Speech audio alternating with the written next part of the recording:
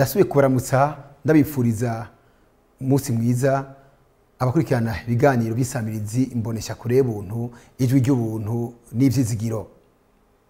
Mu gice cya mbere twarabaganiriye turashyaje no hino ndetse ku bibazo bitandukanye bijanye n'ivyiza vyakozwe na Fondation Buntu mu kigo nezerwa cyane mu Kinama, ikigo kireza imfuvyi. Umukenyezi Mbonimpa Capitoline ariwe yasanzwe areze izo mfuvyi akaba yarashinze intahe kuri ibi na biriya ku vyiza Fondation Buntu yakoreye ikigo nezerwa cyane mu Kinama. Uyu munsi akaba yabandanya dushikiriza bimwe mu vyashima ndetse akavuga kandi n'ivyo bamaze kuronka. Aravuga kandi yuko boroye ibitungwa bito bito mu gihe umukuru w'igihugu cy'u Burundi asaba yuko abene gihugu batunga udutungwa duto duto, aho yavuze ibiryogo bito bito nk'imbata n'ibindi. Ivyo akaba yuko abikesha Mama Buntu biciye muri Fondation Buntu. Iruhande yaho umwe mu gwaruka rwarurerewe ngaho mu kigo nezerwa cyo mu Kinama no nyene aravuga ico Fondation Buntu yamumariye, aho atangura avuga ko azi Fondation Buntu agashima kubikorwa vyiza by'urukundo Mabuntu yamukoreye mu kumuvuza mu gihugu cya Afrika y'Epfo. Mbega Remi Kubwimana asaba ikiyo Mabuntu muri kino gihe hano muri centre nezerwa. Mbega mwebwe ngaha ko umukuru w'igihugu avuga ati abantu bari mu miryango bari gutunga duto duto n'inkoko n'udukwavu n'ibindi, mwebwe ngavyo abihaye meze mutega? Leta n'umuvyeyi, leta kandi ndayikunda cyane kandi ibintu byose bavuga umukuru w'igihugu avuga ndabifata nkama. Aravuga ati mutunge utuntu kuva kudutungwa duto duto gushika kubikuze cyane cyane inkwavu. Twe natwe umugambi twace tuwufata nkama. Ubu turafise inkwavu na cyenwa ndaho nka dufranga ndubakisha turagutanguza ku nkwavu 15 turazorora ndaronka n'ubuzahirira ubwatsi hama ubunye zaragwiriye, ubunye zirarenga n'ijana. Abana barazifungura canke tukazigurisha tugaca tubagurira inyama z'inka.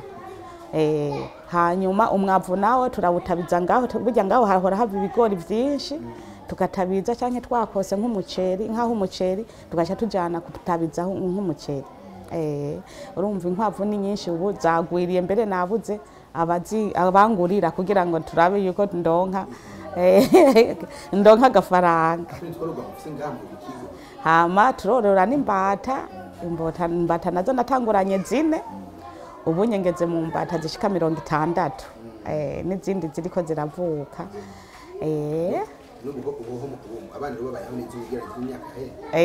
Ubunye turandashima kweri. Namwe nivyo mwibonera baramuraja kubabona, babaririmbire bashimira Imana. Ubunye abana barasenga, abana ahanyi hariho priere yo ku mugoroba imisi yose serire ngahira hari y'abana barashimira Imana ku imisi yose ku wa kane. Hariho igisabisho bagavuganira ijambo ry'Imana, bagahanurana ubusenga bakamusengera, ufise amashimwe akavuga, hama ufise umutwaro n'imbagwaye. Urumva biraryoha cyane, nabo hanze baraza kuhasengera kuri uwo mwanya. Umve none se erega niho twabikuye ati ni musenge byose muzobironkera mu gusenga, mudasenga nta kintu muzoronka. Hama kindi noshimira umuvyeyi wacu Mama Buntu wacu dukunda cyane. Hariho umuhungu umwana w'umusore yitwa Kubwimana Remi. Hama nukuri naramubwiye ibibazo afise, ndabimubwiye aramwibonera n'amaso. Ubwo nyene yaravwaye ingwara yandurutse ku munwa, yace yihutira kumujyana kwa muganga mu Buhindi. Aramuvuza aragaruka, hama kindi gihe yongera amusubizayo hafi nk'imyaka 3 mbatari 2. Hanyuma acaragaruka arambwira ati ubu rero ubu azoza arafatira umuti ngaha muhira. Ubunye muga ntakiraha yarasohotse kubera abana bose bakuze bahejeje mu kaminuza canke bahejeje ama humanite twarabasohoye ubu dusigaranye abana bato bato gusa. mbega wowe uvuga nk'umubyeyi w'abana ngaha wabona ibyo byose fondasiyo buntu yabakoreye nihe cyangwa wumva ushimira fondasiyo buntu? Fondasiyo buntu ikintu no mubarira no muragiza Imana mushobora byose. Umwami Yesu abandanya abana nawe, kandi no mu biganiro hose no mu mateleviziyo twama tumubona ingene aremesha abantu, kandi Imana izimuhe kuramba bimuharure ko ibikorwa akora bimuharure ko nko kugororoka ibiheta ngabo tutazi byinshi cyane. Imana yonyene niyibizi, kandi Imana yonyene izimwambika igitsibo akiri no muri inosi noneho yarakimwambitse. Ego turamukunda cyane, turamukunda. Aha abana bato bato abo bose ntibamuzi, ntibazi ingene ibyiza yadukoreye kubera ababizi barasohotse bose. Ubu hari abana barutse nyene bato bato. Twifuza rero yuko umunsi yaronse akanya ko yogaruka, hama abana nabo bari ngaha bakamubona, tukongera tukamwigina n'ibyiza yadukoreye, nabo bakabyumva bakabibona, kandi bakaryoha. Twaba turyohewe uwo munsi nyene, twaba turyohewe. Hama tukongera tugahamagarira ubundi wese wari we wese ashaka gufasha canke yo abona afise umutima w'ikigongwe yuko yoza akafasha, kubera ibyo dukenye ni byinshi. Urabona abana ntibagira uburaro bukwiye, ntibisanzura, kubandi dufise ikibanza kinini mugabo ntibisanzura ngo baryame neza. Tukaba twifuza yuko tworonka, dusaba Imana, tuguma dusenga. Ico kintu turaguma tugishira mu maboko y'Imana cyane. Ko umuvyeyi yaratwigishije gusenga, yaratugiriye ikintu kitigera tuti abana batazigera bibagira, nabo babakiraha n'abagiye. Yaratuzaniye imashine ama ordinateur 200 mugayo yarahuye n'ibibazo byabo bahungu nyene barazimenagura zose, mugabo yari yazituzaniye. Kuvuga uwo mwabo abana nta numwe gushika ubu atazi gufata suri, nta numwe atazi gufata suri, kurondera no kubika no kubikura. Nijatavyonse ndabimushimira cyane. Hamwe yogaruka ngaha twatangura abana tukamuririmbira akaryoherwa, bakamwereka yuko ubunye akakiza kaje ngaha muri iki kigo kinjiye aho, tukongera tukamusaba amasengesho ko yo natwe tworonka imburaro, nkaronka nanje bije. Reka byose biva adusengeye byonyene, ndazi byoca biba ubwo mwanya nyene. Umve reka hanyuma rero sozere hano ikiganiro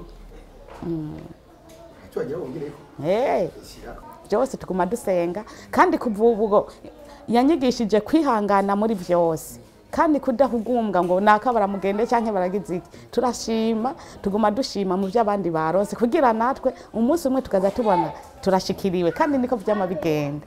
Ego ubunye hari abana 40, mutoyi muri bose na mwana afise amezi 2.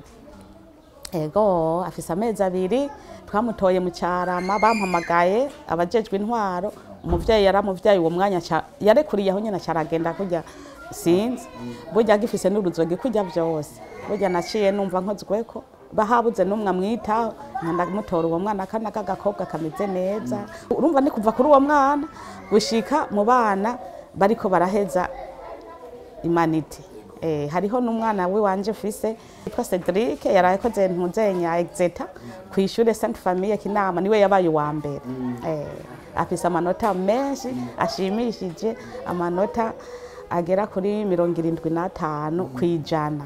Ego niwe yabaye wa mbere muri exeta yidarangi. Urumva ariko nawe hifuza yuko amashure yo yabandaniriza hanze.